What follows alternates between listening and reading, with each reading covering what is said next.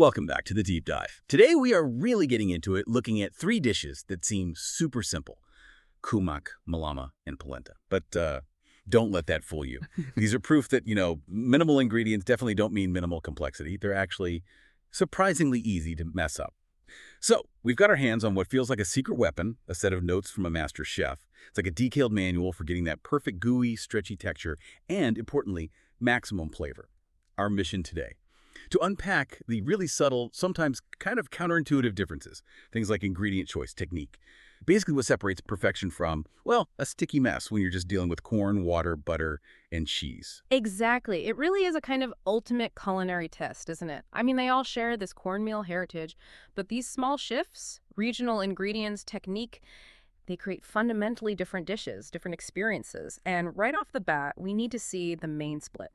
Kuymak and Mıhlama, they're like Black Sea cousins, right? Engineered for maximum stretch with very specific local cheeses. Polenta, though, typically uses that coarser Italian semolina. It's built for versatility. It can be this flowing puree, or you can mold it, slice it, even fry it later. Totally different goal. Okay, let's start unpacking that. If we're aiming for perfection, ingredients are step one. And the notes, they're surprisingly intense about something as basic as butter. They insist on fresh, farm-raised if possible. Why? Why does the butter quality matter so much here? It's getting cooked down anyway. But that's the thing. You've only got, 4 ingredients? So every single one has to really pull its weight. Good quality, farm-raised butter just tastes better, cleaner. And crucially, it has a better fat structure. We're building an emulsion, remember. Fat is key to the texture. So a high-quality fat source. Non-negotiable. And that brings up the salt. Right, the salt. Yeah, if you're using a salty butter, you absolutely have to dial back any other salt you might add. Big time. Okay, it makes sense. And speaking of salt, let's get to the real star of those Black Sea dishes. The cheese. The notes are pretty demanding here. Oh, they are. For real Kuymak or Mıhlama, you really have to find tell cheese or Trabzon cheese or kolat, those specific cheeses, their protein structure, how they're made and aged. It's all designed for that signature amazing stringy pull. You need that elasticity. But realistically, Yeah. say I can't find a specialty shop nearby. Is it even worth trying? Or does using substitutes just tank the quality too much? That's fair. And the notes do offer a workaround, but it's strategic. You need a mix. Finely grated, good melting mozzarella that gives you the stretch you see. Okay. And then combine that with a little bit of feta. That brings in the tang, the flavor complexity that you'd get from the proper regional cheeses. It's like a simulation. But yeah, it can work. And here's a detail that caught my eye. Taste the cheese first for salt. Okay, fine. But if it's too salty, they don't just say use less salt later. They say adjust by adding water. Hold on, adding water.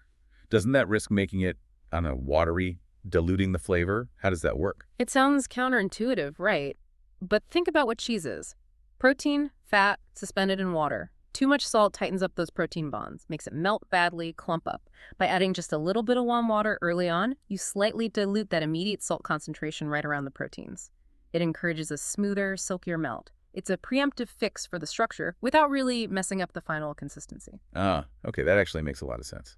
Clever. Now, the corn. This seems to be the big fork in the road between Kuymak and polenta, purely based on texture. Exactly right. The grind size changes everything. For the Black Sea dishes, Kuymak, Mıhlama, you need finely ground corn flour, or maybe fine corn semolina. That fine stuff thickens almost instantly.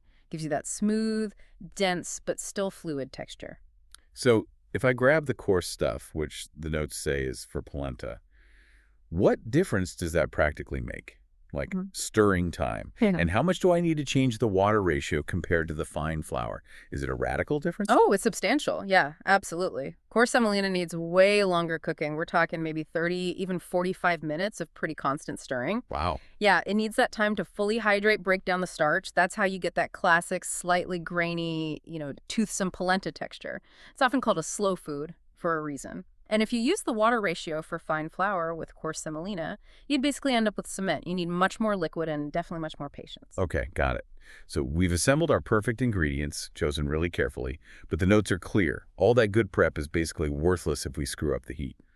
Which brings us to technique. Absolutely critical. The first point is equipment. The notes insist. Shallow, thick-bottomed pan. Why is that specific thermal mass, that even heat, so vital? It's all about avoiding hot spots. Yeah.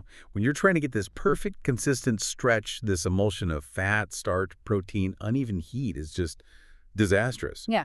And the notes also warn, specifically, if you use nonstick, you got to go even lower with the heat than normal. Correct. Yep. You kick things off melting that lovely butter over medium heat. Wait till it foams. That's your signal to start. But here, right here, is the crucial moment, the pivot point. The second the corn flour or semolina hits that pan, heat down. Immediately. Low medium. Why the sudden drop? Usually high heat speeds things up, right? High heat is the absolute enemy here. 2 reasons. 1, that fine corn flour, especially for Kuymak, it'll scorch or burn almost instantly if the heat's too high, just like that. And 2, the cheese, even the right kind of cheese, will just seize up, get clumpy, instead of melting into that gorgeous, smooth, stringy mass we want. The mantra really has to be patience. Patience over speed. Every time. Okay. Butter melted, heat down, flour in. Now, walk us through the exact steps from the notes for that initial cook. Right, so you saute the flour or semolina, but just briefly. You're not trying to cook it through, just get rid of that raw, sort of dusty taste. 1, maybe 2 minutes max. And the notes are very firm. Do not let it brown. No color. Then comes the water. And the technique here sounds really specific about avoiding lumps. Yes, exactly. Add warm water and do it gradually. But here's the little trick, the nuance. Instead of whisking or stirring like mad, which can actually encourage lumps sometimes, the notes suggest you gently spread the water with a spatula, let it absorb slowly, evenly, incorporate the starch without forcing it into hard clumps. It's more like coaxing it, not attacking it. Okay, gentle persuasion. And we need that same kind of measured patience when the cheese goes in. This layered approach they mentioned sounds structural. It absolutely is. This technique is key if you want maximum stringiness without it getting heavy or dense. You only add half the cheese at first. Just half. Just half. And you wait. You have to wait until that first batch is totally melted, integrated, created that sort of foundational elasticity. Then you add the rest, and sometimes maybe not even all the rest, just what you need to get the texture right. So what happens if I just ignore that and dump all the cheese in at once? What's the immediate disaster? Well, the warning in the notes is pretty blunt. It makes the final texture heavy. Simple as that. You basically overload the system. It stops the movement needed to form those long, lovely, elastic strands. We want this light, fluid dance, between the fat, starch, protein, not a thick, heavy sludge. Right, which leads us perfectly into consistency, adjustments, and nailing that magical stringy structure. So you've been stirring patiently, the cheese is melting, you see the strings. How do you know when to stop? Because the instruction is surprising. Stop stirring once you get the stretch you want. That's the aha moment, isn't it? It feels wrong, maybe. But this isn't something you stir into oblivion. Overmixing is actually bad for it, because you physically disrupt that fragile, stringy structure you just worked so hard to build. And you also encourage too much oil to separate out. You're essentially breaking the emulsion by agitating it too much. Okay, so stop stirring. What does that perfect state look like? Right before we take it off the heat, how do we judge it? Okay, ideal consistency. It should stick lightly to the spoon that tells you the starch is properly hydrated, but critically, it must still feel fluid and light when you taste it. Not runny, no, but definitely not like stiff dough either. And you absolutely have to remember the golden rule. Corn stuff thickens up fast as it cools. Really fast. This is designed to be eaten piping hot, like immediately. Catch it right at that perfect fluid moment. Okay, now for the panic station's troubleshooting. This is where I think most people, including me probably, would fail. What are the rescue moves the notes suggest for when it goes wrong? Like too thick? Right, okay. If it feels like concrete setting in the pan, too thick, we'll gradually stir in a bit more hot water, or maybe a small knob of fresh butter, just enough to loosen it back up. Gently does it. And the opposite problem. Too runny. Looks like soup.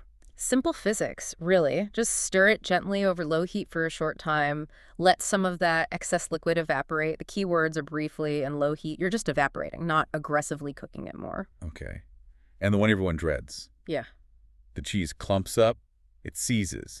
Happens all the time. It does. First rule. Yeah. Don't panic. Second rule. Do not stir harder. That's the instinct, but it's wrong. Right. The move is take it off the heat entirely. Off the stove. Let it just sit and rest for a couple of minutes. Then put it back on very, very low heat. That rest lets the cheese proteins kind of relax, and the super gentle reheating often coaxes it back into melting smoothly without burning the bottom. Makes sense. Don't fight it. Okay, last technical point. Oil separation, you expect some, right? Mm. But how much is too much, and what's it telling me if there's loads? Yeah, a little shimmer of butter fat rising to the top. That's good. Desirable, even. Enhances the look, the flavor. But if you Yeah. see a distinct pool of oil separating out, like around the edges or floating on top, that's a clear sign. A sign of what? Your heat was too high somewhere along the way. Simple as that. You basically broke the structure, the emulsion of the butter and cheese fats. Wow, okay. This really has been like a forensic analysis of technique. Mm. So to wrap this up, let's look at serving. Because the traditions described in the notes sound just as distinct as the cooking, reflecting what the dish is actually for. Oh, completely different worlds. Kuymak and Mıhlama, they're all about that immediate communal experience. You serve it right in the cooking pan, the sahan, and you eat it straight from the center, dipping in with fresh lavash or some other thin bread, scooping up that incredible stringy core. It's meant to be eaten now while it's hot and stretchy. It's fleeting. Whereas polenta, that offers something else, doesn't it? Utility beyond just eating it straight away. Precisely. If you're making polenta to be structural, maybe to slice later, you pour the hot mixture into a mold, let it cool down completely, set firm. Then you can slice those pieces and treat them like a base, fry them, bake them, get that crispy browned outside texture. It's a totally different experience, something the immediate pleasure of Kuymak just doesn't offer. So the big takeaway for everyone listening, mastering these dishes, which look so simple, it really isn't about fancy ingredients. It boils down entirely to control, doesn't it? Control low heat and that strategic patient stirring. Patience over speed seems to be the absolute key lesson. That really is the core of it. Yes, and maybe one final practical tip from the notes. Leftovers. If you do have any, that amazing texture, it'll be gone once it's cold. It just sets solid. To bring back even a little bit of that fluid quality when you reheat it, you must add a small bit of fresh butter as you gently warm it up again. It helps restore some of that richness and movement. So here's a thought to leave you with. It's something to mull over maybe. We've seen how just changing the corn grind fine versus coarse completely alters the texture and purpose. But think about this. The Black Sea insistence on that super stretchy colot cheese, demanding you eat it immediately, together from the pan, versus the way polenta can be molded, stored, transformed later. Doesn't that reflect fundamentally different ideas about what a meal is? Is the goal that fleeting, shared, immediate pleasure? Or is it about providing a versatile, foundational staple that can be used in different ways over time? Something to consider.